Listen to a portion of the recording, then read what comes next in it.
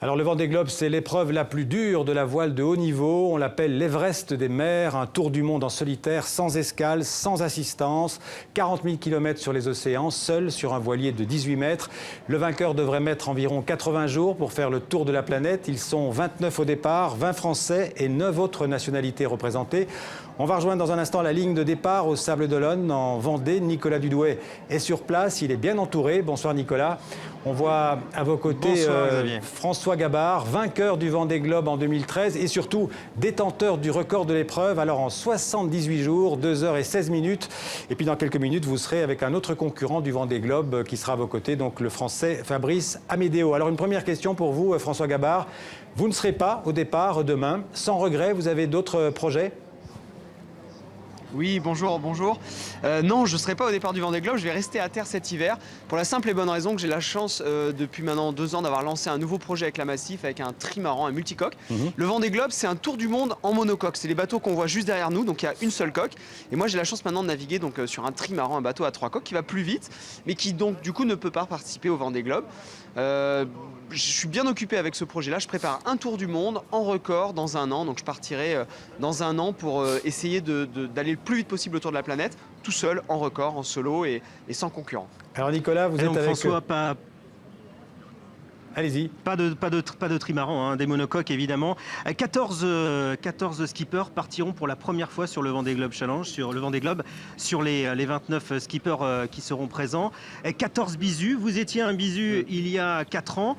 Quels conseils pourriez-vous donner à ces skippers qui partent pour la première fois ? Les bisus, ils vont vivre quelque chose qui est exceptionnel. Tous les skippers, évidemment, vont vivre quelque chose d'exceptionnel, mais les bisus, ça sera leur première fois. Et j'ai envie de dire, les premières, elles ont quand même un goût particulier. Il faut bien comprendre que le Vendée Globe, c'est un condensé d'émotions, d'expériences de vie très intenses. Donc ce que je leur souhaite, c'est de vivre ça à fond, d'en prendre plein les yeux, plein le cœur, de vraiment faire ça pleinement, parce que ce premier Vendée, peut-être qu'ils en feront 2, 3, 4 après, mais c'est pas grave, celui-là, il n'y en a qu'un. Et donc voilà, prendre du plaisir, vivre ça à fond et évidemment faire attention aussi parce que c'est un tour du monde, c'est pas rien et que c'est compliqué. Qu'est-ce qu'ils doivent appréhender ? Quels sont les moments clés dans un Vendée ? La difficulté du Vendée Globe, c'est que c'est compliqué du début jusqu'à la fin. Dans l'histoire du Vendée Globe, il y a eu des abandons du premier jour jusqu'au dernier jour. Donc, et c'est ça la difficulté, c'est qu'on ne peut pas se dire à un moment donné, là je suis tranquille pendant 24 heures, je vais me reposer. Les problèmes techniques peuvent arriver à n'importe quel moment. Et donc dès la ligne de départ, il faut être particulièrement attentif parce qu'il y aura beaucoup de monde sur l'eau demain. Dès les premiers jours, il va y avoir du vent fort, donc il va falloir faire attention, ça va aller très vite et ça ne va jamais s'arrêter. Nicolas, j'ai une il question. faut être vigilant du début jusqu'à la fin. Oui, allez-y Xavier, si vous voulez poser une question. Ouais, Fabrice, est-ce que tous les bateaux sont pareils ? Est-ce que tous les concurrents sont à égalité ? Alors la question que Xavier pose, parce qu'on a été coupé, est-ce que tous les bateaux sont pareils ? Non, évidemment, il n'y en a pas. Il y a des foils et les dérives classiques. Les bateaux sont différents et les skippers sont différents. C'est ça qui est aussi la richesse du Vendée Globe, c'est qu'on a une diversité des bateaux et des bonhommes qui font que là, au départ du Vendée Globe, on ne sait pas qui va gagner, on ne sait pas comment ça va se passer. C'est vraiment une aventure sportive extraordinaire. Et là, on a la chance, en plus, au niveau des bateaux, au niveau technique, d'avoir des nouveaux bateaux, 6 nouveaux bateaux qui sont dotés de foils. C'est des appendices, comme des dérives qu'on voit qui dépassent de certains bateaux, qui vont venir s'appuyer sur l'eau pour alléger le bateau et augmenter sa puissance. Donc le bateau va pouvoir être plus rapide dans certaines conditions. Par contre, quand il y a moins de vent, ces appendices traînent un peu dans l'eau et ralentissent les bateaux. Donc on ne sait pas, ça va très très vite dans certaines conditions, mais pas forcément tout le temps. Et surtout, il y a une fiabilité de ces éléments-là qui n'est pas encore complètement approuvée. On a mis ça sur les bateaux il y a quelques mois. Donc voilà, c'est un peu une découverte pour les marins qui sont dotés de ces appendices-là. Ils seront 7 sur 29 exactement à avoir des foils. Dernière question à vous poser. On va essayer de ne pas se fâcher avec les 29 skippers, dont certains sont vos amis. Quel est le profil du vainqueur potentiel du Vendée Globe ? Le vainqueur potentiel, il a forcément un très bon bateau. Bien préparé avec son équipe, il a beaucoup bossé ces dernières années, il a eu le temps de se préparer, il a eu le temps d'imaginer tous les scénarios possibles. Donc il est capable, même si le bateau casse dans certains éléments, il est capable de le réparer. Il a répété ça avec toute son équipe. Il est capable évidemment de tenir des vitesses élevées. Il va être capable de voir la météo, la stratégie, donc de dessiner une belle route sur l'océan pour aller le plus vite possible jusqu'à l'arrivée. Et il va lui falloir aussi un peu de chance. J'en ai eu il y a 4 ans. On ne peut pas gagner le Vendée Globe sans un petit peu de réussite. Il en faut pour gagner des grandes courses comme celle-là. Donc il aura aussi une belle étoile. Là, la nuit est en train de se tomber sur les Sables-d'Olonne. Il aura aussi une belle étoile cet hiver. Merci beaucoup François. J'en profite pour présenter votre livre, hein, Rêver large pour les marins, rêver large également pour nous, le commun des mortels qui ne partons pas sur les mers.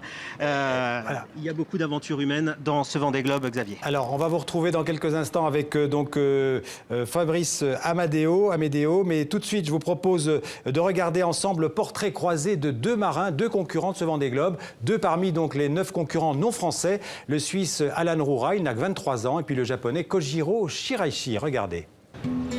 Si le sourire est une lumière aux portes des océans, le Suisse Alan Roura et le Japonais Kojiro Shiraishi portent sur leur visage l'incarnation du Vendée Globe, l'aventure humaine, au sens du grand large. À 23 ans, Alan Roura n'a jamais passé plus de 3 mois consécutifs à terre depuis sa naissance. C'est vrai que c'est arrivé un peu par hasard, une idée de voyage, de tour du monde, un coup de tête un peu des parents, de se dire si on achetait un bateau, on partait quoi. Donc, on a vécu en bossant d'île en île, au Venezuela, Martinique, Grenade, Tahiti, Nouvelle-Zélande. Moi, ça m'a appris à positiver tout le temps, à avoir le sourire tout le temps. Il y a 3 ans, il se présente au départ de la Mini Transat, parmi les grands marins régatiers, 11e à l'arrivée. Le début de quelque chose, puis la route du Rhum, la Transat Jacques Vabre, et aujourd'hui le Vendée Globe, toujours sur des petits bateaux, avec des petits budgets, la débrouille. La vie de marin, en fait, c'est pas que barrer un bateau et faire de la voile, c'est... Il y a recherche de fond, il y a mener une équipe, gérer un bateau, bosser sur le bateau, tout savoir-faire. J'ai vécu dans mes bateaux de course, quoi. J'ai jamais eu en fait d'argent devant moi pour me dire ah tiens, je pourrais peut-être avoir un peu de luxe. Et la vie de marin, c'est ça, justement, c'est de voir chaque jour comme c'était le dernier. Comme Alan Roura, Kojiro Shiraishi participe à son premier Vendée Globe. Mais à 49 ans, le Japonais n'est pas un novice en matière de tour du monde. Il en a déjà bouclé 3, dont 2 en solitaire. Je sais à quoi m'attendre et je sais que dans cette course, il y aura tellement de choses aléatoires. Il faut y aller pas à pas. 1000 après 1000. Pour bien appréhender la personnalité souriante et blagueuse de Kojiro Shiraishi, il faut se pencher sur le nom de son bateau, Spirit of Yuko, l'esprit de Yuko, en hommage à son mentor. Yuko Tahada, légende de la course au large en Asie. Kojiro Shiraishi découvre à la télévision ce marin atypique, chauffeur de taxi et bouddhiste. Il prend contact via les pages jaunes et lui demande de le former à la navigation. La collaboration durera 8 ans jusqu'au suicide de Yuko lors du Tour du monde à la voile en 1991. Un jour, nous naviguions dans une tempête. J'avais pris la barre du bateau et je n'en pouvais plus. Je suis allé en cabine pour lui demander de l'aide. Et il était en train de cuisiner. Et il m'a juste souri. C'est ça que j'ai appris de lui. Garder le sourire en toutes circonstances et aimer ce que l'on fait. Le sourire encore et toujours pour Kojiro Shiraishi et Alan Roura. 2 aventuriers, 2 parcours, mais une légende personnelle qui les pousse aujourd'hui à conquérir l'Everest des mers. Un peu pour eux, beaucoup pour remercier la vie de les avoir amenés ici.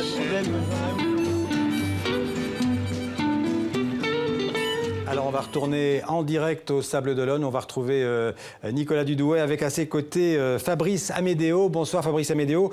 Alors vous êtes un marin pas tout à fait comme les autres puisque vous êtes surtout et d'abord journaliste au Figaro. Mais en fait c'est quand même la mer votre passion principale, non ? Oui, tout à fait. Bonsoir. Ça fait des années que je suis sur les océans. J'ai réussi pendant 10 ans à concilier ma carrière de journaliste au Figaro avec la course au large. J'ai franchi patiemment et peu à peu tous les échelons. La route du Rhum, la Transat Jacques Vabre, jusqu'au moment où je me suis décidé à me lancer dans la grande course du Vendée Globe, où j'ai pris un congé sans solde. Et donc ça fait 2 ans que je suis à plein temps sur ce projet. Et là, je suis plus que jamais aux portes de mon rêve, puisque demain, je franchis la ligne de départ de mon Everest personnel, le Vendée Globe. Alors Fabrice, ça fait 2 ans que vous êtes sur IMOCA. Quel type de marin êtes-vous ? Je suis plutôt un bon marin plus qu'un bon régatier, c'est-à-dire que je navigue toujours à mon niveau, je suis quelqu'un d'assez respectueux des éléments, j'aime écouter l'océan, je fais attention de ne rien casser, j'aime parler à mon bateau et l'écouter. Et ça m'a plutôt réussi puisque j'ai fait 4 transats pour préparer mon Vendée Globe avec mon 60 pieds IMOCA et j'ai jamais abandonné, donc je suis très confiant et très heureux de partir demain. Quel conseil vous a donné Sébastien Josse qui vous a poussé à vous engager sur le Vendée Globe ? Sébastien Josse, il m'a donné pas mal de conseils pratiques, mais il m'a notamment dit de surtout ne jamais perdre de vue pourquoi je suis là, de jouer à mon niveau, de ne pas essayer de suivre les premiers, ce que je vais faire bien évidemment, et surtout de me faire plaisir, et ça je compte bien me faire plaisir. Qu'est-ce que vous appréhendez sur ce Vendée Globe, principalement? Un peu comme tous les marins, hein, ce que j'apprends le plus c'est la casse. Moi j'ai un très bon bateau, c'est l'ancien Gitana Haiti de Loïc Perron, c'est un bateau qui connaît la route, il a déjà fait 3 tours du monde et demi, on l'a beaucoup fiabilisé avec l'équipe, mais on n'est jamais à l'abri d'une casse, d'un problème, d'une manœuvre ratée, d'une erreur d'inattention, et donc c'est ça qui me fait peur, c'est le rêve tout d'un coup qui s'écroule parce que je suis contraint à l'abandon. Oui, et puis il y a 4 ans, Jean Le Cam avait le même bateau, hein. Il a terminé 5e. C'est un super bateau, j'ai beaucoup travaillé, c'est évident que je ne jouerai pas les premiers rôles, mais après l'océan réserve toujours des surprises et je vais essayer de faire une belle boucle autour du monde. L'océan est un accélérateur d'émotions. Qu'est-ce que vous attendez de ce Vendée Globe? Vous allez probablement voir des choses nouvelles chez vous en termes d'émotions. Qu'est-ce que vous imaginez?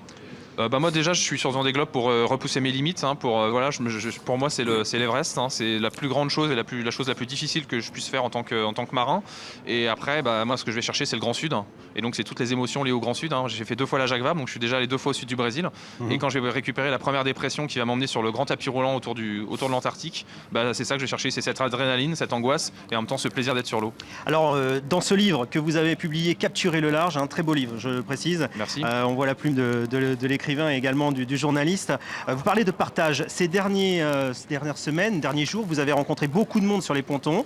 Le commun des mortels, quelles questions vous a-t-on posées? En général, c'est vrai que c'est formidable, le Vendée Globe, c'est un immense événement populaire. Et j'ai eu droit à beaucoup de questions. Alors on me demande souvent si mon bateau est prêt, si le skipper est prêt. Et sinon on me questionne quand même beaucoup sur le sommeil. C'est ça qui fascine le plus les gens, c'est nous voir partir seul sur un bateau. Ces bateaux sont quand même assez imposants. Se dire qu'on va tourner autour de la planète pendant 3 mois et qu'il y a un moment, le bateau il est sous pilote automatique, il fonce dans la nuit noire et il faut aller dormir quelques dizaines de minutes. Ça les fascine. Merci beaucoup Fabrice Amedeo. J'en profite pour citer une petite chose quand même. Bernard Moitessier, une phrase dans votre livre qui est magnifique. J'écoute la mer, j'écoute le vent, j'écoute les voiles qui parlent avec la pluie et les étoiles dans les bruits de la mer et je n'ai pas sommeil. On parlait de sommeil justement il y a quelques instants. On vous souhaite de dormir tout de même. On vous souhaite aussi de revenir et de boucler ce tour du monde parce que c'est la chose la principale finalement lorsqu'on est un skipper. Et un bisu du Vendée Globe. Ah oui, c'est clair que mon objectif principal c'est de terminer, hein. Ce sera une immense victoire de terminer, mais je suis un compétiteur et j'espère bien mettre des bateaux derrière moi. Alors Xavier veut vous poser une question. Je ne crois pas qu'on aura le temps. Je voulais vous savoir si c'était un gros budget, j'imagine, et puis aussi toute une équipe derrière vous, parce que c'est pas seulement un marin et un bateau. Ouais, est-ce que c'est un gros budget chez vous? Non, moi je suis plutôt dans les petits budgets. J'ai un budget de 2 millions sur 2 ans, 2 millions d'euros sur 2 ans. Alors après, il faut remettre en perspective avec les gros budgets qui étaient plutôt de 8 millions. Donc je suis à un quart des gros budgets. Pour information, Xavier, le plus petit budget c'est 500 000 euros et le plus gros c'est 10 millions d'euros, paraît-il. Merci voilà, Xavier. Merci Nicolas, merci Fabrice, et puis bon Vendée Globe à tous les deux, j'allais dire. En tout cas, Fabrice Amedeo.